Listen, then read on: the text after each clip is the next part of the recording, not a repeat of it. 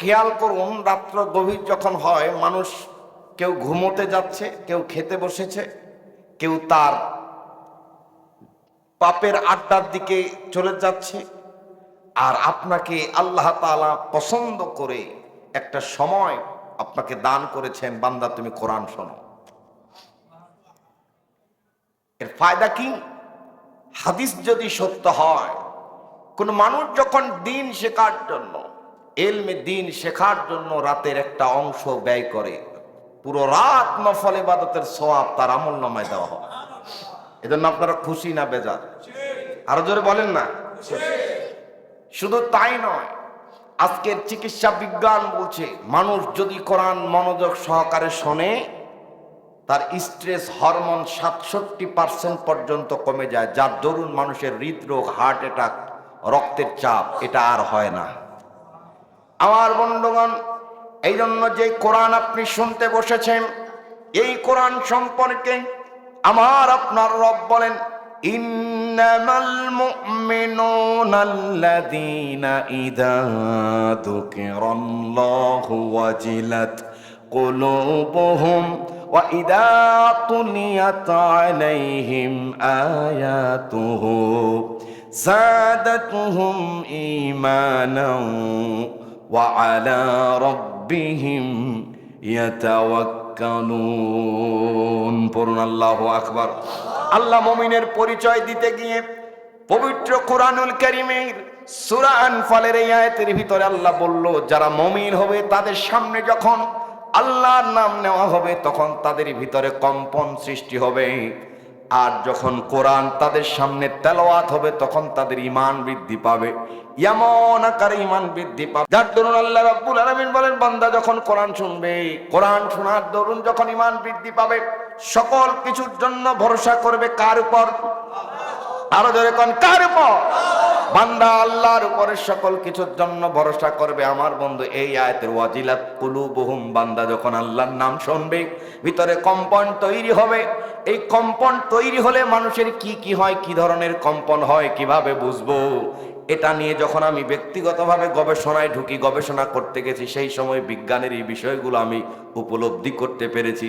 সেই জায়গায় বিজ্ঞান বলছে, যখন মানুষের ভিতরে দুই ধরনের কম্পন, একটা হচ্ছে নেগেটিভ, একটা হচ্ছে পজিটিভ। আপনি শব্দ বিজ্ঞান নামে সাবজেক্ট আছে, সেটা যদি পড়েন সেখানে আছে দুই ধরনের মানুষের দেহে নেগেটিভ এবং পজিটিভ দুই ধরনের কম্পন হয়। কোরআন যখন পড়া হয়, নেগেটিভ যেই কম্পন, যে শক্তি, সেটা বের হয়ে যায়, সেখানে পজিটিভ শক্তির আবির্ভাব হয়, যেটা মানুষের ঈমানকে বৃদ্ধি করে দেয়। নেগেটিভ কম্পন কাকে বলা হয়? মানুষকে জিনে ধরলে কোরআন পড়া লাগে কিনা? লাগে না? যখন কোরআন পড়ে তখন জিনে ধরা রোগী কাঁপা শুরু করে দেয়, এটা হচ্ছে নেগেটিভ কম্পন। তার মানে জিন তার ভিতরে আছে। কথা বুঝতে পারতেছে কিনা? যখন এই কোরআন পড়া হয়, এর ভিতরে আর থাকতে পারে না, তখন ওই নেগেটিভ শক্তিটা বের হয়ে যায় কাঁপতে কাঁপতে, আর তার ভিতরে পজিটিভ শক্তির আবির্ভাব হয়ে যায়, বান্দা সুস্থ হয়ে যায় কার বরকতে?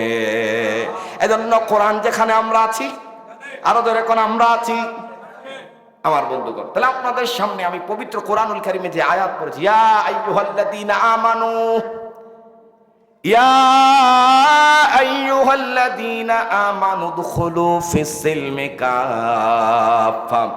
আল্লাহ বলল, ঈমানদার যারা হবা, যারা দ্বীন ইসলামকে বিশ্বাস করেছো, কোরআনকে যারা বিশ্বাস করেছো, আল্লাহকে রব মুহাম্মদ সাল্লাল্লাহু আলাইহি সাল্লামকে যারা রাসূল হিসাবে বিশ্বাস করেছো, কিতাবকে যারা, কোরআনুল কারীমকে যারা সংবিধান হিসেবে বিশ্বাস করেছো, ফেরেশতাকে না দেখে বিশ্বাস করেছো, তাকদীরের ভালো মন্দকে যারা বিশ্বাস করেছো, সেই সকল ঈমানদারের ক্ষেত্রে আল্লাহর বক্তব্য হচ্ছে, ঈমানদার শোনো, তোমরা পরিপূর্ণভাবে ইসলামের ভিতরে প্রবেশ করবা। কার কথা? পরিপূর্ণ ইসলাম। তাহলে আমরা তো ইসলামের ভিতরেই আছি। পরিপূর্ণ ইসলাম আর ইসলাম পার্থক্য আছে না নাই? পরিপূর্ণ ইসলাম আর ইসলাম পার্থক্য আছে না নাই? আছে। আপনি সালাত পড়তে এসেছেন মসজিদে, এই মসজিদে সালাত পড়তে এসে, এটা মসজিদ, তারপরে বারান্দা, তারপরে খালি জায়গা, ঠিক না? যদি কখনো মসজিদ ভরে গিয়ে বারান্দাও ভরে যায়, তখন কই দাঁড়াতে হয়? রাস্তায়, তাই না? এই রাস্তায় আপনি সালাত আদায় করেছেন জামাতের সাথে, ঠিকই, কিন্তু মসজিদে প্রবেশ করতে পেরেছেন? তাহলে আপনি ইসলামে পরিপূর্ণ প্রবেশ করতে হবে, আল্লাহর নির্দেশ। পরিপূর্ণ ইসলাম আর ইসলামের ভিতরে পার্থক্য দেখুন। বিশ্বনবী মুহাম্মদ রাসূলুল্লাহ সাল্লাল্লাহু আলাইহি সাল্লাম বলে, আল মুসলিমু মান সালিম আল মুসলিমুনা মিন লিসানিহি ওয়া ইয়াদিহি।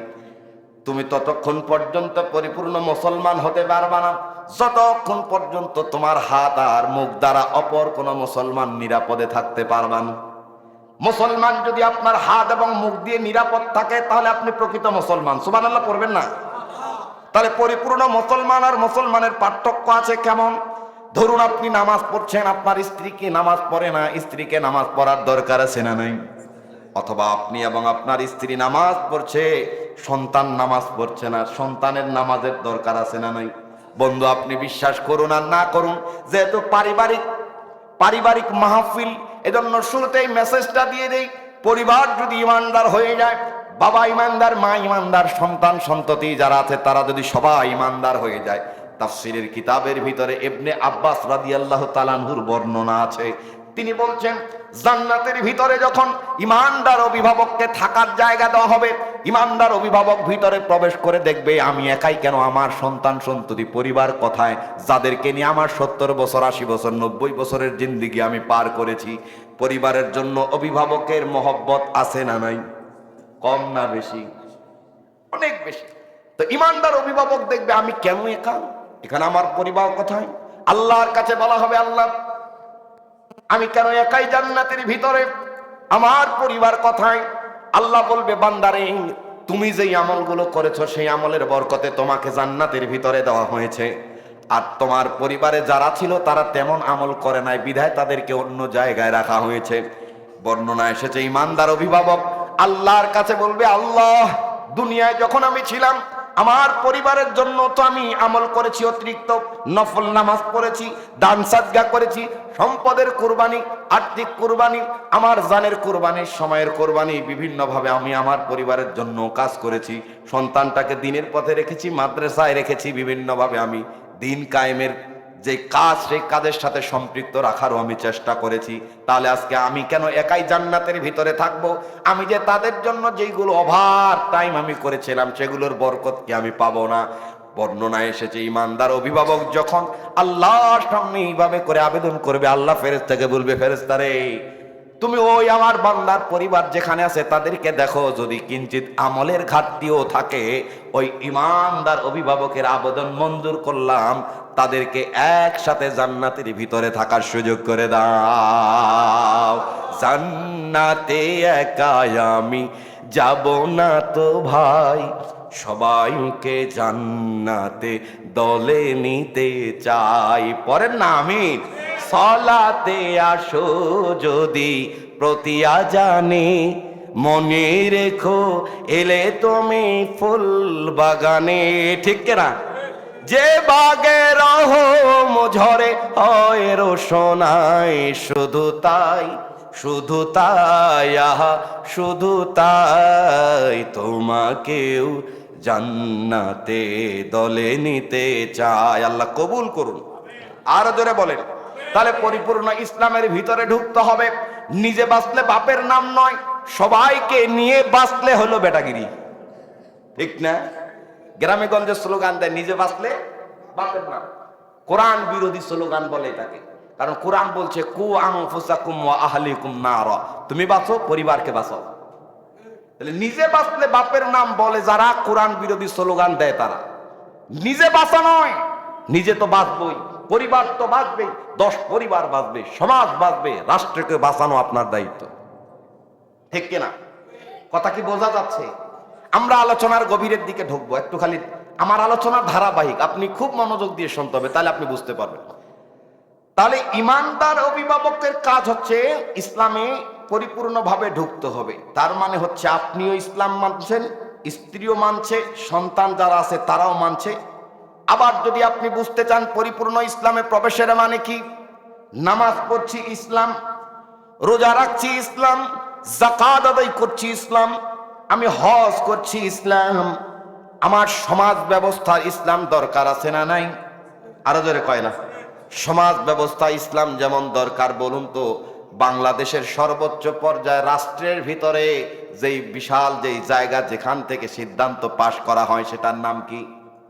সংসদ ভবন পর্যন্ত বলুন এই ইসলামের দরকার আছে না নাই শুনতে চাই। পরিপূর্ণ ইসলামে প্রবেশের মানে হলো আপনার ব্যক্তি জীবনটাকে, আপনার পরিবার জীবনটাকে, আপনার সমাজ ব্যবস্থাকে, আপনার অর্থনীতিকে, আপনার সংগঠনকে, আপনার শিক্ষা প্রতিষ্ঠানকে, ব্যবসা প্রতিষ্ঠানকে, সকল কিছু মিলে ইসলাম অনুযায়ী চলবে। যারা আল্লাহর কথা মতো পরিপূর্ণ ইসলামে ঢুকেছে তারা চিল্লায় বলেন ঠিক কিনা। আমাদেরকে এই পরিপূর্ণ ইসলামে ঢুকতে হবে। ও বন্ধুগণ, আজকে দেখুন জায়গায় জায়গায় ওয়াজের অভাব নাই, মসজিদের খতিবদের বয়ানের অভাব নাই, মোবাইল ফোন খুললেও বক্তব্যের অভাব নাই, কিন্তু এত বক্তব্যের পরে নামাজি বৃদ্ধি পায় না, ইমানদার বৃদ্ধি পায় না, জুলুম নির্যাতন কমে না। এমন একটা সময় এসে গেছে ব্যবসার বাজারে গেলে পরে বেগ ভরে না, মানুষের কপালে হাত দিয়া বাড়ি ফেরা লাগে, ঠিক না? ওয়াজ এত করা হচ্ছে, সমস্যা কোথায়? আপনি জানেন কিনা এই কোরআনুল কারীম, যে কোরআন শুনতে বসেছেন, কোরআনুল কারীম এমন এক কিতাব, এমন এক গ্রন্থ, যেই গ্রন্থ আপনাকে সকল কিছুর সমাধান দিতে পারে। এই দিয়েছেন কে? সুতরাং কোরআনকে ধারণ করবে যারা, কোরআনকে মেনে নিবে যারা, কোরআনকে জীবের সাথে যারা সঙ্গবদ্ধ করবে, তার কোনো চিন্তা থাকার কথা নয়, তার সমস্ত কিছুর সমাধান করে দেবে কে? আরো জোরে বলেন কে? তাহলে আমরা আসি শুনি। আজকে যখন মানুষের ব্যবসায় লজ হয়ে যায়, মানুষ যখন পেরেশানিতে ভুগে, মানুষ যখন অভাবগ্রস্ত হয়, মানুষ যখন ক্ষতিগ্রস্ত হয়, রোগাগ্রস্ত হয়, ঋণগ্রস্ত যখন হয়, তখন মানুষটা টেনশন পেরেশানিতে এক পর্যায়ে আল্লাহর উপর থেকে ঈমান কেউ হারিয়ে ফেলে, আসে না নাই?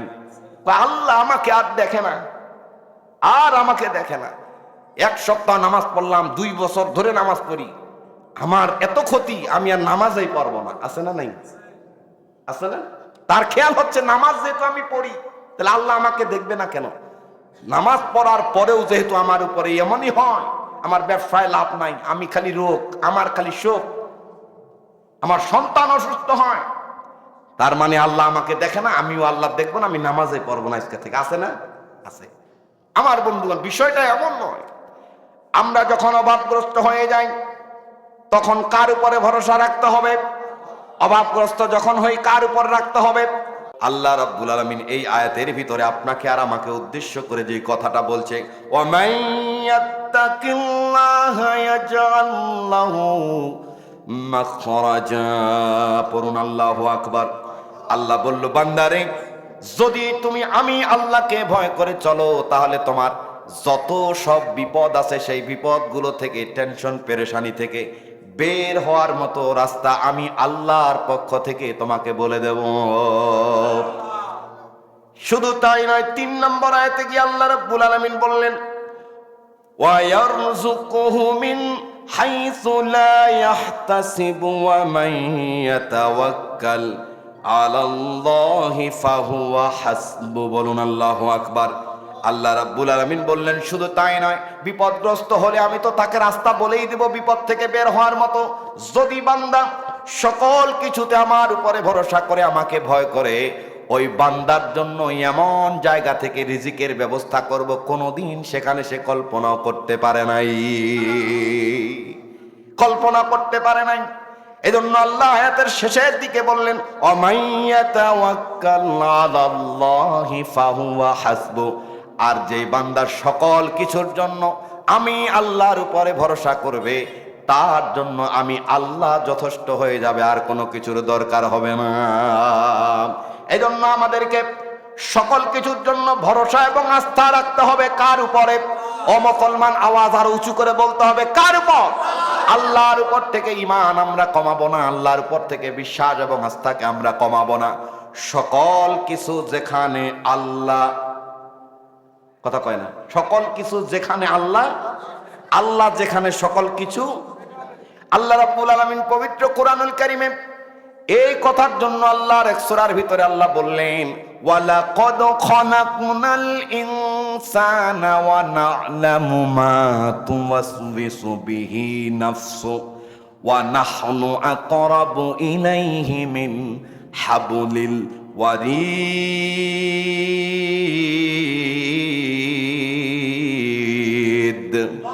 আল্লাহ বললেন, বান্দারে, তোমাকে আমি সৃষ্টি করেছি, এজন্য তোমাকে যেহেতু সৃষ্টি করেছি, তোমার ভিতরে উদয় হওয়া, তোমার ভিতরে জাগ্রত হওয়া যা কিছু আছে সব আমি জানি। কারণ হলো তোমার শরীরের ভিতরে যত শিরা উপশিরা আছে, এই শিরা উপশিরার চাইতেও তুমি বান্দার নিকটবর্তী রয়েছি। চিৎকার দিয়ে বলেন সুবহানাল্লাহ।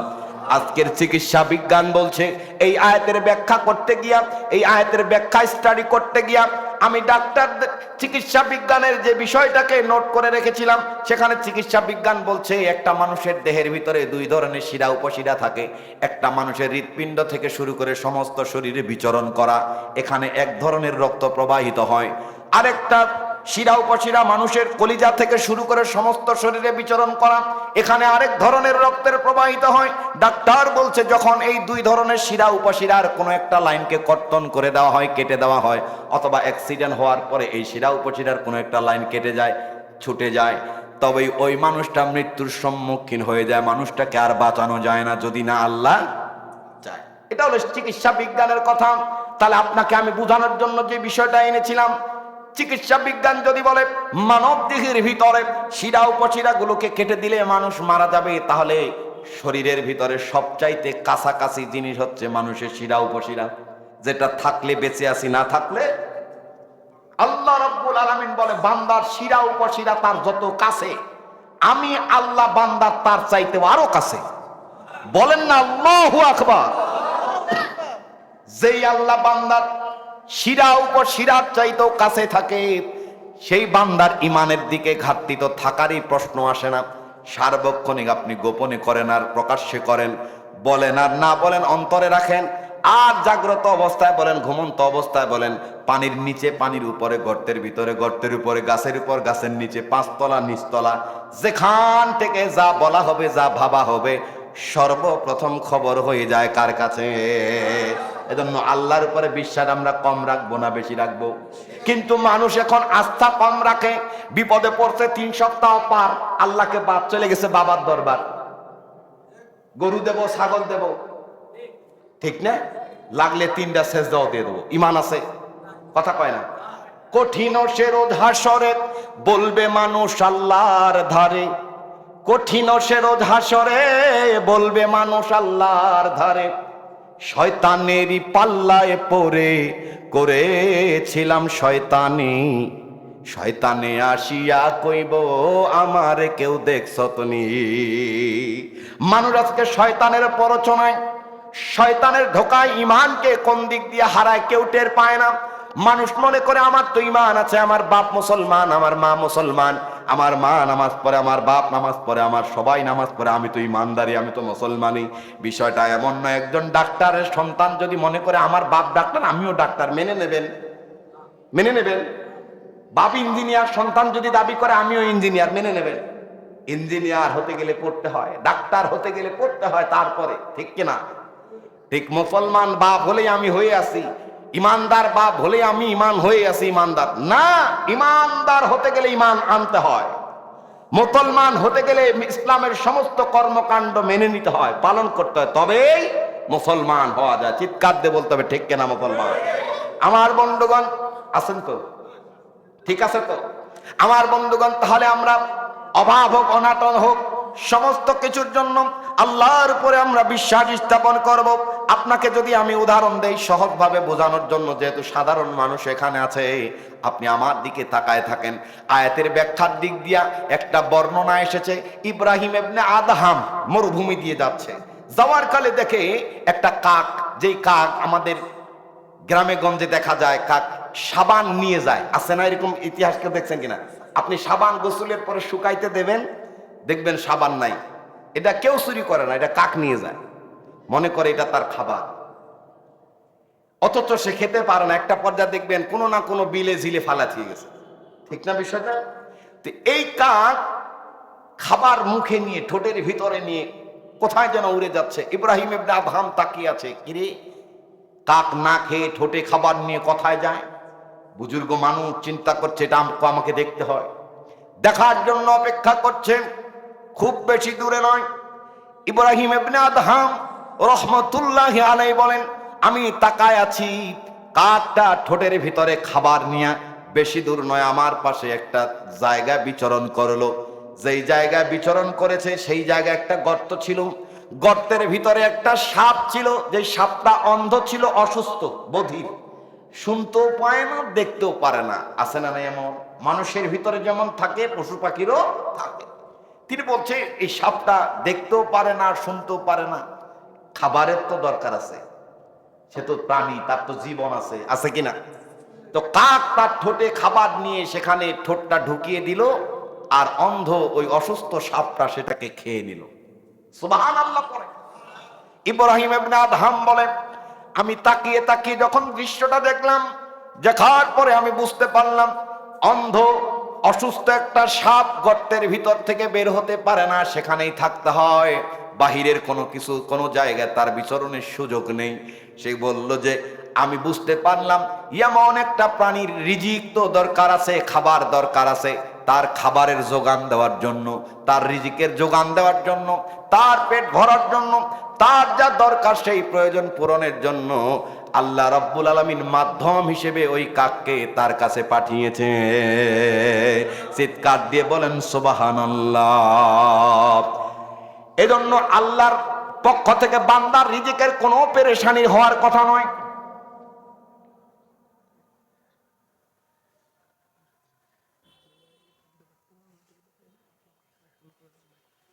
তাহলে আমি বলছিলাম বান্দার রিজিকের কোনো কমতির আমাদের সুযোগ নেই, যে আল্লাহ রাব্বুল আলামিন একটা কাকের মাধ্যমে যেই আল্লাহ রাব্বুল আলামিন ওই সাপের গর্তের ভিতরে খাবার পৌঁছাইতে পারে। আপনি মুসলমান, আমি মুসলমান, আপনার আছে ঈমান, আমারও আছে ঈমান, আপনি নামাজ পড়েন, আমিও নামাজ পড়ি, আপনি সেজদা করেন, আমিও সেজদা করি, তাহলে আপনার আর আমার রিজিকের টেনশন তো থাকারই কথা নয়। আপনার আর আমার রিজিকের ব্যবস্থা করে দিবেন কে? আরো চিৎকার দিয়ে বলেন কে?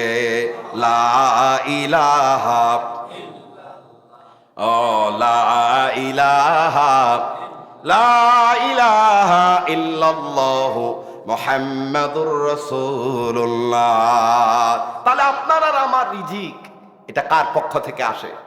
আরো জোরে বলেন, আল্লাহর পক্ষ থেকে। আল্লাযীনা ইউকিমুনাস সালাতা ওয়া মিম্মা রাযাকনাহুম ইউনফিকুন।